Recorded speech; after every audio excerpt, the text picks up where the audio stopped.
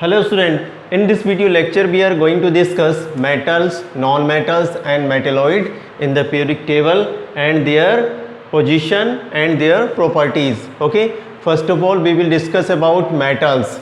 Metals more than 78%. ठीक है, ये periodic table में 78% से भी ज़्यादा हैं.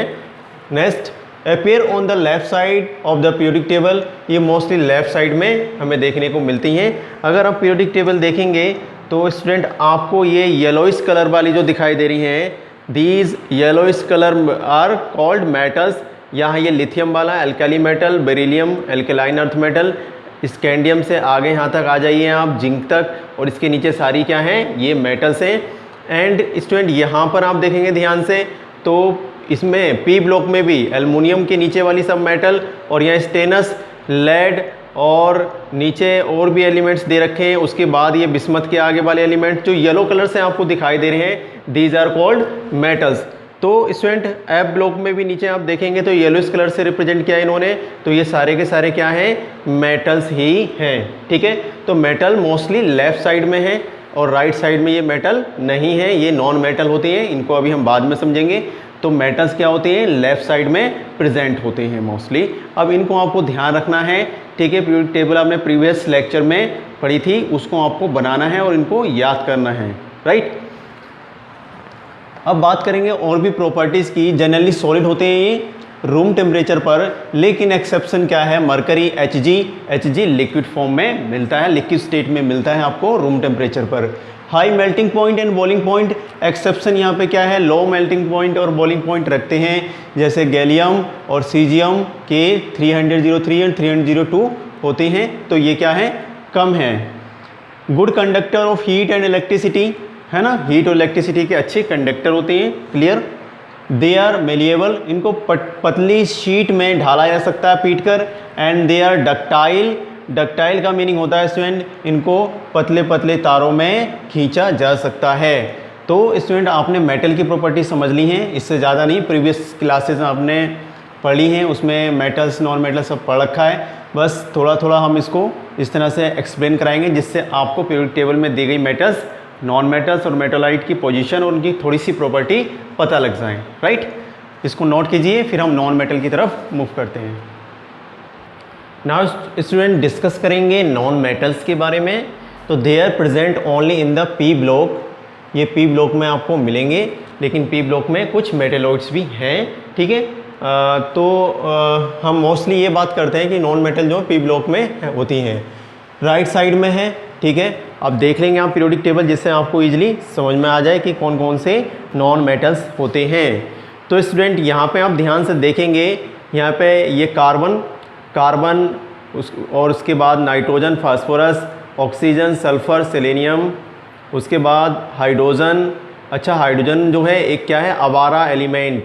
अब इसको आवारा एलिमेंट स्टूडेंट क्यों बोला जाता है, क्योंकि इसकी पोजीशन यहाँ पर कहाँ रखी गई है, एल्कली मेटल लिथियम के ऊपर भी रखी गई है. अब वो इसलिए रखा गया है क्योंकि इसका भी इलेक्ट्रॉनिक कन्फिगरेशन NS1 होता है, और यहाँ पे एल्कली मेटल का भी इलेक्ट्रॉनिक कन्फिगरेशन NS1 होता है.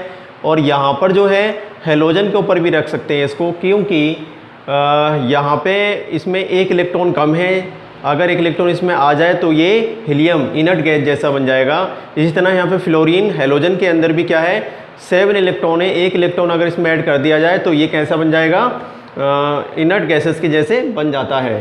तो यहाँ पे ये दो जगह रखा गया है, और प्रेजेंट पीरियोडिक टेबल की यही एक क्या है, ड्रॉबैक है कि हाइड्रोजन की पोजीशन को इन्होंने क्लियर नहीं किया. तो हाइड्रोजन को आवारा एलिमेंट भी हम कहते हैं. क्लियर होती है बात. तो हाइड्रोजन नॉन मेटल है. आपको ये मोस्टली ये दिखाई दे रही हैं, ये वाले जितने भी, ये वाला कलर जो दिख रहा है आपको, ये कलर, ये पूरा का पूरा कलर कैसा है, ये इस तरह से, ये यहाँ तक, ये सारा कलर, ये यहाँ से, ये क्या है, नॉन मेटल्स होती हैं. इनको आप लिस्ट बनाएंगे और याद रखेंगे. ठीक है, ये सब क्या है, नॉन मेटल्स हैं. अच्छा स्टूडेंट, एक चीज़ और ध्यान रखना, यहाँ पे ये helium, neon, argon, krypton, xenon, ये जो हैं ये भी नॉन मेटल में हैं, लेकिन यहाँ पे ये इनर्ट हैं, नोबल गैसेस हैं, तो इनको एक अलग कलर से इन्होंने शो किया है. क्लियर होती है बात. तो आपने ये समझ लिया कि पीरियोडिक टेबल में कहाँ पर नॉन मेटल हैं। ये आपका एक होमवर्क रहेगा, आप इन नॉन मेटल की लिस्ट अपनी नोटबुक में बनाएंगे, राइट। थोड़ी सी हम प्रॉपर्टी की बात कर लेते हैं। सॉलिड और गैसेस एट रूम टेम्परेचर, ठीक है, ये मोस्टली सॉलिड होती हैं, जैसे कि कार्बन वगैरह सॉलिड हैं, नाइट्रोजन क्या गैस रूम टेम्परेचर पर। एक्सेप्शन ब्रोमीन जो है स्टूडेंट, हेलोजन एक ब्रोमीन है, वो रूम टेम्परेचर पर लिक्विड फॉर्म में एग्जिस्ट करती है।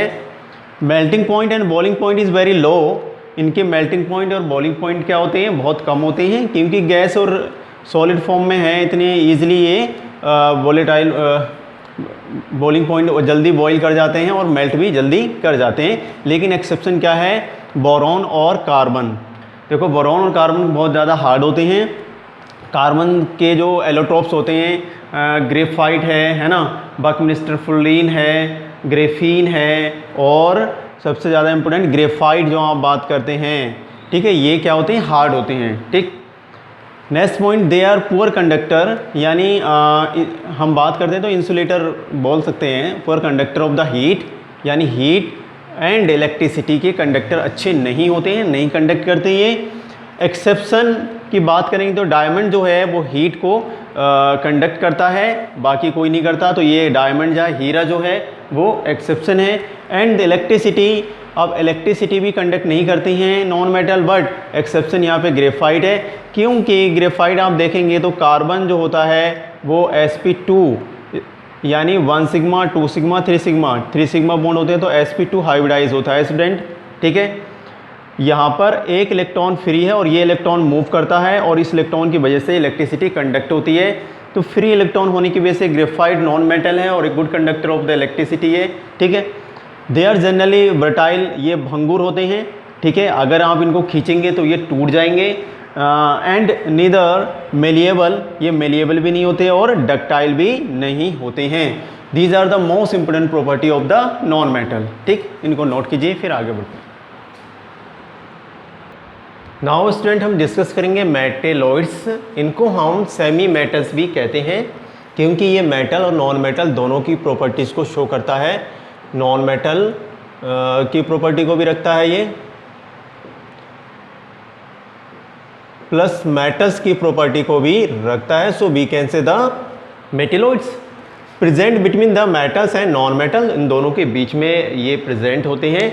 आप ध्यान से देखेंगे ये कहाँ पे मिलेंगे, मोस्टली आप देखते हैं तो ये पी ब्लॉक के अंदर मिलेंगे, पी ब्लॉक में ये आपको देखने को मिलते हैं। आप पीरियोडिक टेबल ध्यान से आप देखेंगे तो स्टूडेंट आपको ये दिखाई देगी।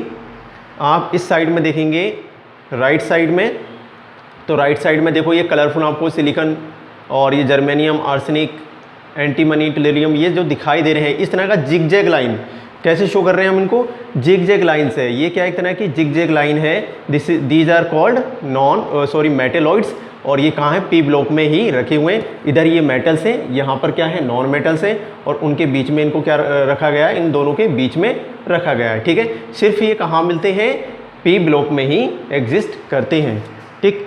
तो सिंपल है, exhibit property of the both metal and non metal. Simple आपको एक दो एग्जांपल ध्यान रखना है, silicon, germanium, arsenic, antimony, tellurium etcetera. तो ये सारे के सारे क्या होते हैं, मेटेलॉइड्स होते हैं, ठीक। लास्ट में helium, neon, argon, krypton, xenon, radon जो हैं वो क्या हैं, इनर्ट गैसेस, या हम उनको नोबल गैसेस भी कहते हैं, ठीक है। तो ये पीरियोडिक टेबल में हमने समझ लिया कि भाई मेटल, नॉन मेटल और मेटेलॉइड की क्या पोजीशन है और कहाँ पर वो एग्जिस्ट करते हैं, इसको नोट कर लीजिए।